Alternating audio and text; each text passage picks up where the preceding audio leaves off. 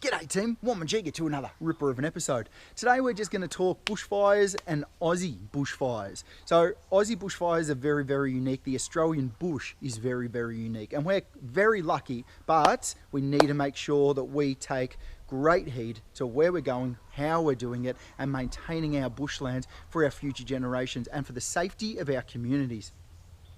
A eucalypt leaf is actually eucalypt in general. As I've talked about before, we've got over 700 different types of eucalyptus species in Australia.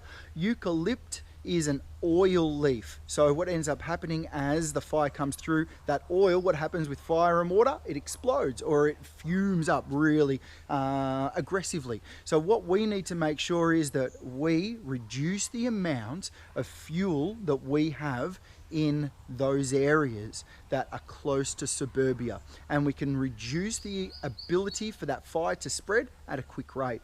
What I'm talking about here is we can see just through here is a very thick undergrowth.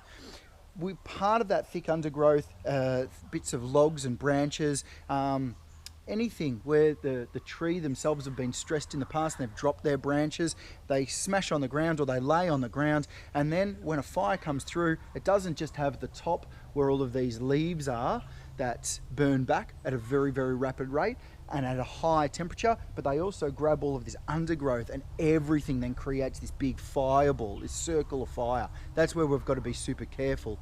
When I grew up in the hills, I was part of the Ash Wednesday fires, sadly enough, and a lot of our neighbours were really badly affected where they had their houses burnt down. Due to that, over the many years after that, I should say, after the many years after the Ash Wednesday fire, I remember that my father and a lot of the neighbours would come together, or the community, the local community would come together, and they would talk about the better way to maintain the areas and the lines, the distances that we needed to keep clear from the houses, the suburban houses, to the bushland. And then the local CFA and the DSE, the Department of Sustainability and Environment, used to come in and they would do burn backs. So they would clear all of these areas that I'm talking about just here, and then they'd actually burn back wherever they could, and it would reduce the ability, or create a fire break, reduce the ability for the fire to spread into suburbia. It was a very, very smart way of doing it. We're not doing that at all anymore, and we're not really listening to our traditional landowners and doing something positive in that sense either. The traditional landowners are people that have been here for hundreds, if not thousands of years, that have been working with their bush and having their communities living in that forest area, and they know special ways to talk with, communicate with that forest.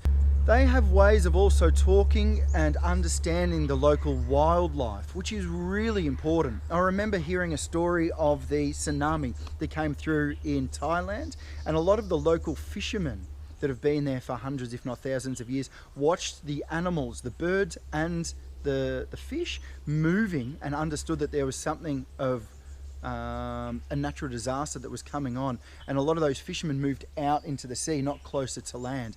A lot of the Aboriginals, the traditional landowners of Australia, used to do the same thing. They'd understand where the animals were going, how they were flying, all of that kind of stuff, speaking to the wind, talking with the different elements of the earth, and were able to burn back areas so they would create a safer environment, especially when in drought or things like that. They'd read the landscape, and it was really important. We are only new to this earth, this area of earth in Australia. 200 years we've been colonised. So what we need to look at is talking to the traditional people of the land and understanding their thousands of years of knowledge, and bringing that together with today's suburbia and creating a better future for all of us.